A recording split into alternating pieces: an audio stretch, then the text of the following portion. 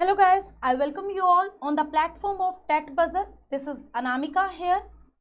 So guys, today we will discuss about English portion of जो PSTET paper 2 30th of April 2023 ਨੂੰ ਹੋਇਆ ਸੀ ਉਹਦਾ ਜੋ ਇੰਗਲਿਸ਼ ਦਾ session ਹੈ ਉਹ ਆਪਾਂ ਅੱਜ ਉਹਨੇ ਆਨਸਰ ਕੀ ਕਰਵਾਉਣ ਜਾ ਰਹੇ ਹਾਂ expected answer Ki you can say ਠੀਕ ਹੈ ਜੀ ਤਾਂ ਉਹਦੇ ਰਿਗਾਰਡਿੰਗ ਆਪਾਂ ਦੇਖਦੇ ਹਾਂ ਜੀ ਅੱਜ ਦਾ ਜੋ ਪਹਿਲਾ ਕੁਐਸਚਨ ਹੈ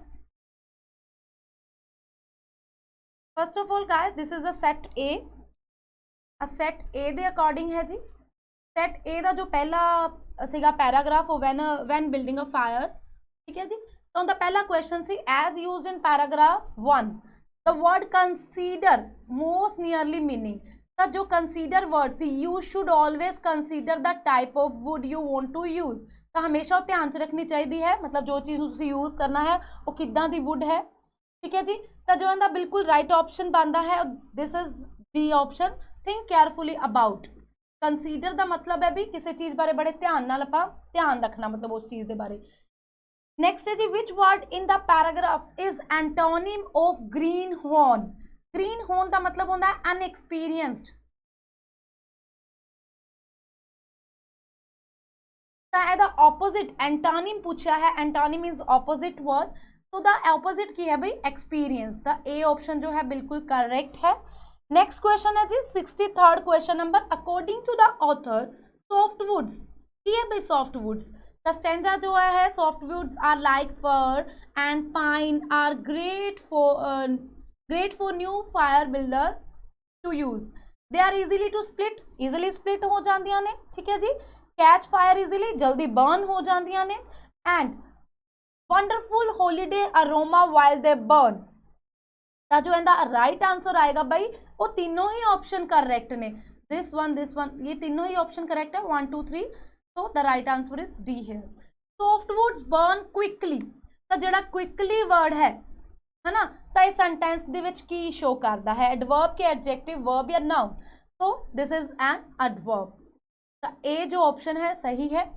नेक्स्ट है जी Margery lives in a marine where they have long cold winter nights she wants to make a fire that will not burn out easily which type of firewood should use मतलब केड़ी चीज़ उन्होंने use करनी चाहिए है उस time पे मतलब cold days ने ठीक है जी तो केड़ी टाइप की यूज करनी चाहिए है हार्डवुड्स ਜਿਹੜੇ कि ओक वॉलनट एंड मैड्रोन दोनों के लिए बहुत मतलब तीनों के लिए की है तीनों जड़ियाँ वुड्स है बहुत वधिया है सर्दियों में बर्न करने के लिए तो ऑप्शन इहदा भी की हो जाएगा भाई डी ठीक है जी तो नेक्स्ट क्वेश्चन देखते हैं आप question number 66 in the paragraph 3rd and 5th the author discuss the respective disadvantages उन्होंने की है डिसएडवांटेजेस के बारे दसिया गया है सॉफ्टवुड के हार्डवुड की based on its use the passage it can also understood that the word disadvantages word किदे नाल बिलोंग करता है या किस ग्रुप दे विचों है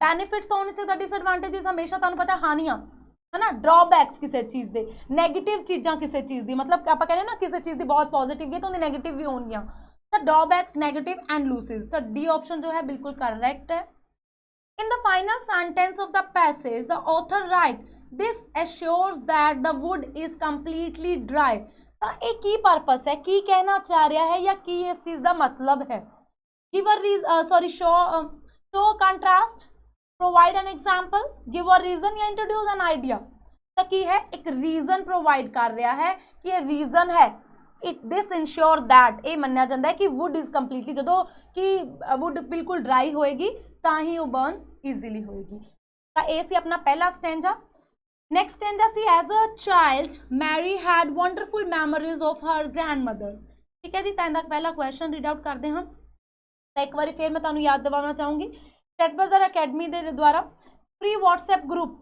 का हिस्सा बन सकते हो भाई तुसी सिर्फ करना की है अपना नाम दसना है किहड़े पेपर की तैयारी करना चाहते हो किहड़े शहर तो बिलोंग करते हो मेल हो या फीमेल हो इस नंबर पर सेंड करो then you will be added to in our free WhatsApp group and one more thing guys टेट बज़र अकैडमी थोड़े लिए लैके आया है आर्ट एंड क्राफ्ट के रिगार्डिंग कोचिंग पंजाब पुलिस के रिगार्डिंग मास्टर लेक्चरर कैडर ठीक है जी जिहदे विच तुहानूं SST हिंदी इंग्लिश पंजाबी के रिगार्डिंग कोचिंग प्रोवाइड की जाएगी एनटीटी का नवा बैच स्टार्ट होने जा रहा है जल्दी ही PS State Paper 2, PS State Paper 1 ETT and Punjab Patwari ਦੇ ਰਿਗਾਰਡਿੰਗ ਕੋਚਿੰਗ ਦੇਣ ਜਾ ਰਹੇ हैं।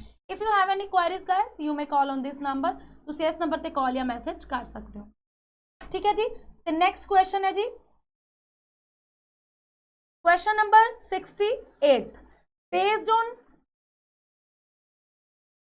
on the things Mary and her grandmother did when she was a child, it can be understood that Mary's grandmother ਕੀ ਕਰਦੇ ਹੈ ਬਈ, ਕਿਉਂਕਿ ਆਪਾਂ ਨੂੰ ਹੁਣੇ ਮੈਂ ਪਿੱਛੇ ਤੁਹਾਨੂੰ ਦੱਸਿਆ ਸੀ, ਠੀਕ ਹੈ ਜੀ। they did so many exciting things together, swimming है ना, flying kites, making snowman है ना in the front yard, but when her grandmother health began destroyed है ना, deteriorate हो गए। तो मतलब सब तो पहला की है कि उन्होंने दोनों ਨੂੰ ਇਕੱਠੇ टाइम स्पेंड करना बहुत ਵਧੀਆ लगता सी, ठीक है। तो बिल्कुल सही है जी, जो इनका राइट आंसर बनता है तो सी बनता है, enjoyed spending time outdoors। Next है जी as used in paragraph 1 which is the best antonym of deteriorate। deteriorate the best antonym की है, ठीक है, एंटोनिम की है। तो उत्थे डेट्रोइट दा मतलब की सी भाई, इत्थे डेट्रोइट दा मतलब सी शी बिगैन, उनकी जिहड़ी ग्रैंडमदर सी उन्हां दी हेल्थ जो सी खराब होनी शुरू हो रही सी, खराब हो रही सी है ना। तो इनका ऑपोजिट की हो रहा है, इंप्रूव हो रही सी, ठीक है। तो ए जो ऑप्शन है बिल्कुल करेक्ट है भाई। As used in paragraph 2 captivated mostly nearly means की है दा, मोस्टली जो है नियरली मीनिंग है वो की होएगा, मतलब synonym you can say energized, fascinated, imprisoned या रिलैक्स्ड। तो इनका जो सिनोनिम होएगा वो होएगा फैसिनेटेड, फैसिनेटेड करना। तो बी जो आंसर है बिल्कुल करेक्ट है। Which best describes what the act of stopping 4 flowers on the sides of highway become of Mary की बन चुकिया सी, ये चीज ਆਪਾਂ ਹੁਣ इधर देख लेने हाँ। मैरी की है, अगर तुसी आ स्टैंजा रीड करोगे तो मैरी की है डेली ही एक रस्ते तो निकलती सी है ना, ਜਦੋਂ ਦੀ जो ग्रैंडमदर है हॉस्पिटलाइज सी, ਤਾਂ डेली ही ਜਿਹੜੇ रस्ते तो निकलते सी ਤਾਂ ਉਹਨਾਂ ਨੇ फ्लावर्स लेके ਜਾਂਦੇ ਸੀ ਉਹਦੇ ਲਈ, ठीक है जी। तो उदों एक की बन चुकिया सी, तो इनका जो राइट आंसर है वो आएगा रिचुअल। तो एक रिचुअल बन गया सी, रोज उन्हें लेके ही जाना है। तो बी जो ऑप्शन है बिल्कुल सही है। As used in paragraph 5 which is the best antonym of lucid. Lucid होता है सिंपल वे, बिल्कुल सिंपल जी, ठीक है ना। तो इनका जो बिल्कुल बेस्ट एंटोनिम है वो वर्ड कंफ्यूज्ड, कंफ्यूज होना। तो जो सी है वो बिल्कुल सही आंसर है। नेक्स्ट है जी what do the flower come to signify for Mary. Mary दे लिए जो फ्लावर्स लेके आना किस चीज नू सिग्निफाई करदा सी, तो की सी भाई ओदे विच कहंदे की सी, a final chance to connect with her grandmother. एक फाइनल चांस सी जो ओदी मदर ग्रैंडमदर नाल ओनू जोड़ रहा सी, ठीक है जी। नेक्स्ट है जी question number 74। It was a chilly morning, chilly morning, simple morning नहीं गई भाई, गुड मॉर्निंग नहीं गई, chilly morning in a late October when Mary got the call. The word chilly in the sentence is की है भाई chilli, तो chilli की है भाई एडजेक्टिव है, दी विशेषता आई है ना। तो जो सी ऑप्शन है बिल्कुल करेक्ट है। Each time Mary place the flower in the picture, ठीक है, the grandmother's eyes would light up है ना। लाइट अप मतलब उन्होंने खुशी दे नाल की उन्होंने जिहड़ी आईज है वो खुशी नाल झूम उठदियां सी, कह सकते हो। They would have a splitted conversation. The word light up in the sentence has been use, किहदे लई यूज किया गया light up the word, model verb, phrase verb, auxiliary verb या लिंकिंग वर्ब। तो जो ए आंसर है phrase verb है, बिल्कुल सही है, फ्रेज किया गया यूज लाइट अप। तो बी जो आंसर है ऑप्शन है बिल्कुल करेक्ट है। नेक्स्ट क्वेश्चन है जी the system of patterns of arrangement और सेंटेंस। मतलब ये चीज आप बहुत बारी कर चुके हैं कि sentence the structure of sentence, structure of sentence तो की कहने आप इनू सिंटैक्स।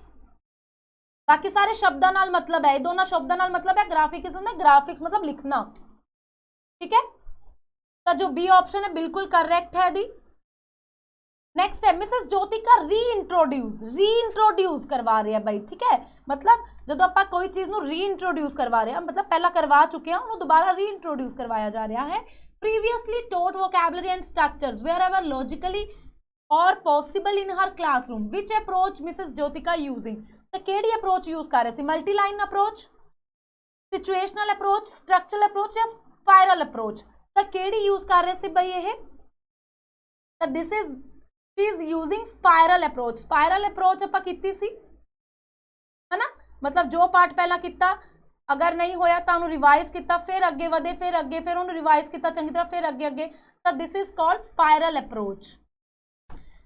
78th क्वेश्चन नंबर है जी, oral teaching proceeds any form of reading and writing, मतलब किसी चीज लैंग्वेज की भी ऑरल स्पीच आपां नूं किद्दे अगे वधाउंदी है, रीडिंग ते राइटिंग दे लई।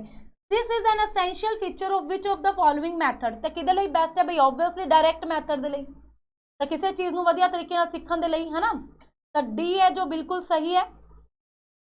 The characteristics of an accepted teaching model of English are, तो इहदा प्रॉपर जो सीक्वेंस है वह की होएगा, तब जो प्रॉपर सीक्वेंस है वेराइबिलिटी, लर्नेबिलिटी, टीचेबिलिटी, तो जो इनके एक्सपेक्टेड आंसर है वो सी होएगा। मे बी चेंज हो सकता है वाला क्वेश्चन का, बाकी जो सही सी बिल्कुल सही ने। नेक्स्ट देखो, which of the following is not movable organ of speech, ये मैं आप पहला भी कर चुके हाँ गाइस, स्पीच ऑर्गन वाले टॉपिक दे विच किता सी, केड़े-केड़े पार्ट अपने मूव नहीं करते, लिप्स अपने मूव करते हैं, नेजल कैविटी बिल्कुल जो आंसर सही है बिल्कुल मूव नहीं करता, उवला मैं तुहानू करवाया सी लास्ट से, जिहड़ी घंटी लटकदी पई हुंदी है वो मूव करता है, अपना लोवर जा मूव करता है, मूवेबल है, तो बी जो आंसर है बिल्कुल सही है इहदे विच। नेक्स्ट क्वेश्चन है जी, क्वेश्चन नंबर 81,